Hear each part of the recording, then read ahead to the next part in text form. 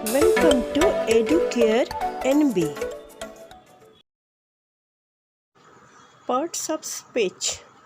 Adverbs. আজকে আমরা adverb Parts নিয়ে of আলোচনা speech. করব। Adverbs. অ্যাডভার্ব প্রথমে জেনে নিতে হবে অ্যাডভার্ব কি। Adverb qualifies anything except a noun or a pronoun. What is an adverb? Adverb qualifies anything except a noun or a pronoun. মানে অ্যাডভার্ব যে কোনো কিছুকে কোয়ালিফাই করতে পারে এক্সেপ্ট আর নাউন অর এ প্রোনাউন। আমরা আগের ভিডিওগুলোতে দেখেছি অ্যাডজেক্টিভ করতে গিয়ে দেখেছি অ্যাডজেক্টিভ শুধু নাউন এবং প্রোনাউনকে কোয়ালিফাই করে, কিন্তু অ্যাডভার্ব নাউন এবং প্রোনাউন ছাড়া সেন্টেন্সে আর যা কিছু আছে সবাইকে কোয়ালিফাই করে। যেমন ফর এক্সাম্পল আমরা দেখে নিই লীলা গো স্লোলি। এখানে লীলা গো স্লোলি, লীলা কেমন করে হাঁটে? স্লোলি হাঁটে। তাহলে স্লোলি হচ্ছে অ্যাডভার্ব, মডিফাই করছে কাকে? গোজকে, মডিফাইজ এ ভার্ব। এখানে ভার্ব কোনটা? গোজ। সুতরাং লীলা গো স্লোলি, তাহলে অ্যাডভার্ব কাকে কোয়ালিফাই করছে? একটা ভার্বকে কোয়ালিফাই করছে। স্লোলি হচ্ছে অ্যাডভার্ব এবং গোজ verb.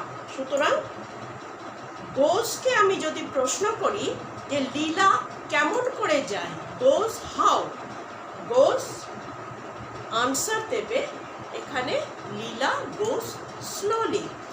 So adverb can modify a verb. Next সেন্টেন্সে আমরা দেখে নিই সি ইজ ভেরি টল। এখানে ভেরি হচ্ছে অ্যাডভার্ব, ভেরিটা কাকে মডিফাই করছে? টলকে। সে কেমন? How is she? She is very tall.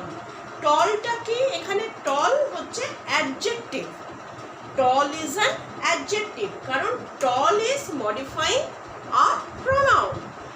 টলটা প্রোনাউনকে মডিফাই করছে, সেই জন্য টল হচ্ছে এখানে অ্যাডজেক্টিভ। সেই জন্য ভেরিটা হচ্ছে কি? টলের সম্পর্কে বেশি কিছু বলছে, শুধু লম্বা আর খুব লম্বা এই দুটোর মধ্যে পার্থক্য বোঝাচ্ছে। ভেরি টল, সেই জন্য মডিফাইজ অ্যান অ্যাডজেক্টিভ। তাহলে আমরা কি দেখতে পারি? Adverb can modify a verb and adjective. আরও দেখে নিই আমরা the bird flew exactly over her head. The bird flew exactly over, এখানে ওভারকে মডিফাই করছে কি? Adverb exactly. তাহলে ওভারটা কি? ওভারটা একটা প্রিপোজিশন। ওভার কি? ওভার প্রিপোজিশন, তার ঠিক মাথার ওপর দিয়ে, এক্স্যাক্টলি ওভার। তাহলে this exactly is modifying the preposition over. তাহলে পরে আমরা আবার বলতে পারি অ্যাডভার্ব ভার্ব অ্যাডজেক্টিভ এবং প্রিপোজিশনকেও মডিফাই করতে পারে। আমরা আরেকটা সেন্টেন্স দেখে নিই I like him simply because he is good. I like him simply, এখানে সিম্পলি হচ্ছে অ্যাডভার্ব এবং সিম্পলিকে মডিফাই করছে কাকে? সিম্পলি বিকজকে, কারণ আমি তাকে পছন্দ করি, কারণ এমনিই পছন্দ করি, কারণ হি ইজ গুড। তাহলে simply is modify the word because. এবার বিকজটা কি? Because is a conjunction, because হচ্ছে কনজাংশন। তাহলে পরে আমরা দেখে নিলাম কি অ্যাডভার্ব একটা ভার্বকে মডিফাই করতে পারে, একটা অ্যাডজেক্টিভকে মডিফাই করতে পারে, একটা প্রিপোজিশনকে মডিফাই করতে পারে, কনজাংশনকেও মডিফাই করতে পারে। তাহলে আমাদের কি হলো? আমরা দেখে নিলাম যে একটা অ্যাডভার্ব সেন্টেন্সে নাউন বা প্রোনাউন ছাড়া যে কোনো কিছুকে মডিফাই করতে। আমাদের অ্যাডভার্ব করতে গিয়ে কিছু জিনিস আমাদের মাথায় রাখতে হবে। To create adverb we normally add ly with the word. আমরা অ্যাডভার্ব তৈরি করি কি করে? ওয়ার্ডের সঙ্গে ly যোগ করি। প্রত্যেকটা সেটা অ্যাডজেক্টিভও হতে পারে বা যে কোনো ওয়ার্ডের সাথে আমরা ly যোগ করে জেনারেলি আমরা অ্যাডভার্ব করি। যেমন কুইকলি, স্লোলি, ব্যাডলি, কারেক্টলি, এগুলো অ্যাডজেক্টিভের সাথে ly যোগ করে আমরা অ্যাডভার্ব তৈরি করি। কিন্তু কিছু কিছু ব্যাপারে আমাদের মাথায় রাখতে হবে কি, but we sometimes misunderstand adverb এবং অ্যাডজেক্টিভ। যেমন গুড হচ্ছে adjective, good is not an adverb. Good হচ্ছে অ্যাডজেক্টিভ, ওয়েল হচ্ছে অ্যাডভার্ব। যেমন দিস ইজ আ গুড বুক, যে এই বইটা ভালো। এখানে আমরা দিস ইজ আ ওয়েল বুক আমরা বলবো না, কি বলবো? This is a good book. I read English well, এখানে কিন্তু আমি ওয়েল ব্যবহার করব, এখানে আমি গুড ব্যবহার করব না, এখানে আমি ওয়েল ব্যবহার করব। কিন্তু গুড আর ওয়েল এই দুটোর মানেই মোটামুটি একই। কিন্তু আমাদের প্রায়শই ভুল হয় বা আমরা প্রায়শই মিসআন্ডারস্ট্যান্ড করি গুডকে, গুড আর ওয়েলকে নিয়ে। কারণ গুড হচ্ছে অ্যাডজেক্টিভ, ওয়েল হচ্ছে অ্যাডভার্ব। এইরকম আমাদের আরও অনেক শব্দ আছে যেগুলো আমরা মিসআন্ডারস্ট্যান্ড করি। এগুলোকে আমাদের মাথায় রাখতে হবে। Types of adverbs.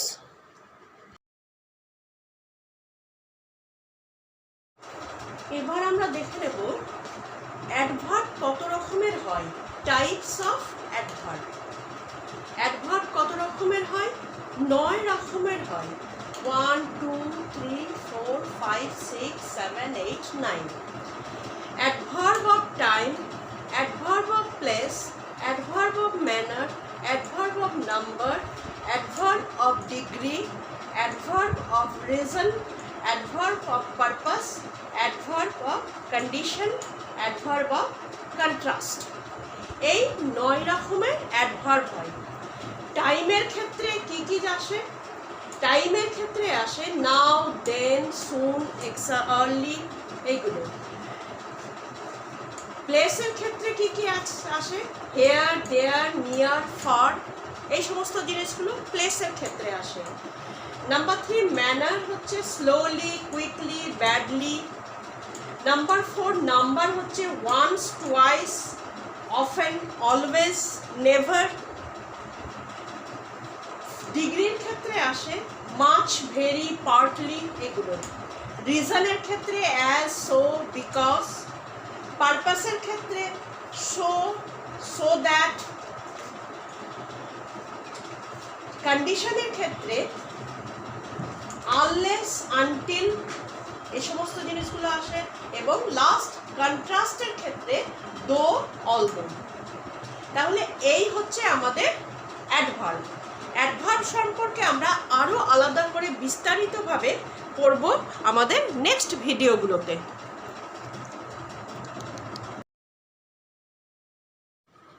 Parts of speech, prepositions. আমাদের নেক্সট পার্টস অফ স্পিচ হচ্ছে preposition. Word placed before a noun or a pronoun to show the relation of that noun or pronoun with any other words of the sentence. Preposition কি? Word placed before a noun or a pronoun, যে শব্দগুলি noun এবং প্রোনাউনের আগে বসে এবং সেন্টেন্সের অন্যান্য শব্দের সঙ্গে একটা সম্পর্ক তৈরি করে, তাকেই বলা হয় প্রিপোজিশন। তাকে বলা হয় প্রিপোজিশন। যেমন আমরা দেখে নিই, the book is on the table. এখানে বই এবং টেবল এই দুটো নাউনের সাথে, বই এবং টেবিল এই দুটো নাউনের সাথে যে সম্পর্ক, সেই সম্পর্কটা বোঝাচ্ছে অন। বইটা কোথায় আছে? টেবিলের ওপরে আছে। এটাই হচ্ছে preposition. The man is under the tree. Man এবং ট্রি এই যে দুটো নাউনের সঙ্গে যে সম্পর্কটা বোঝানো হচ্ছে সেটা কি? Under the table, the under the tree, the man is under the tree. He goes behind you. He একটা প্রোনাউন এবং ইউ একটা প্রোনাউন। এই দুটো প্রোনাউনের সঙ্গে কি, হি এর সঙ্গে ইউর সঙ্গে কি সম্পর্ক, এইটা বোঝাচ্ছে কে? বিহাইন্ড। তাহলে এই হচ্ছে প্রিপোজিশন। কিন্তু আমাদের দেখতে হবে প্রিপোজিশন আবার অনেক সময়তে অনেক জনকেই তারা রিলেশন তৈরি করে। যেমন এইখানে যে আমরা যে উদাহরণগুলো আমরা দিলাম, এইগুলো related to a noun or a pronoun. Noun or pronoun.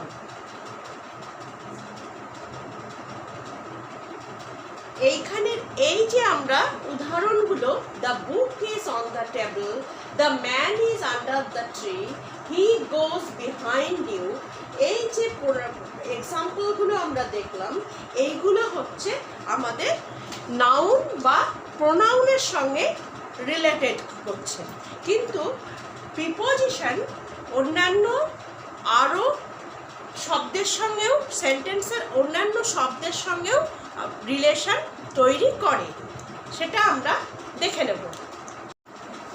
তাহলে আমরা দেখে নিই প্রিপোজিশন নাউন বা প্রোনাউনকে গভর্ন করা ছাড়াও আরও কিসে কিসে গভর্ন করতে পারে।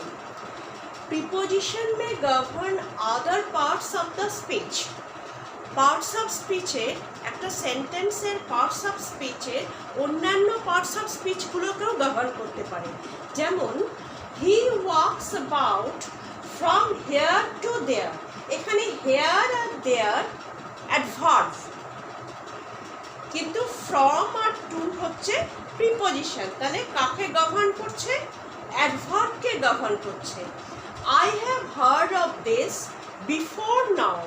এখানে নাও হচ্ছে অ্যাডভার্ব, নাও এর আগে বিফোর বসিয়ে প্রিপোজিশন কাকে গভর্ন করছে? অ্যাডভার্বকে গভর্ন করছে। আবার নাম্বার বিতে preposition may govern phrases and clauses. He is ignorant of how to swim. How to swim is phrase. Phrase এবং ক্লজ সম্পর্কে আমরা পরে পড়ব। এখন আমরা এইটুকু দেখে নিই, জেনে নিই। হাউ টু সুইম হচ্ছে ফ্রেজ, এবং হাউ টু সুইমকে, এই ফ্রেজটাকে গভর্ন করছে কে? অফ। হি এর সঙ্গে এই যে সুইম, হাউ টু সুইম, এই শব্দের কি, এই ফ্রেজটার কি সম্পর্ক সেটাকে পরিষ্কার করছে, সেটাকে এক্সপ্রেস করছে, প্রকাশ করছে কে? এই of. I told everyone of what I have heard. What I have heard is a clause. Clause, এই ক্লজের গভর্ন করছে কে? অফ। I এর সঙ্গে আর এই যে what I have heard, এইটা এই ক্লজের সাথে সম্পর্ক যোগ স্থাপন করছে এই অফ।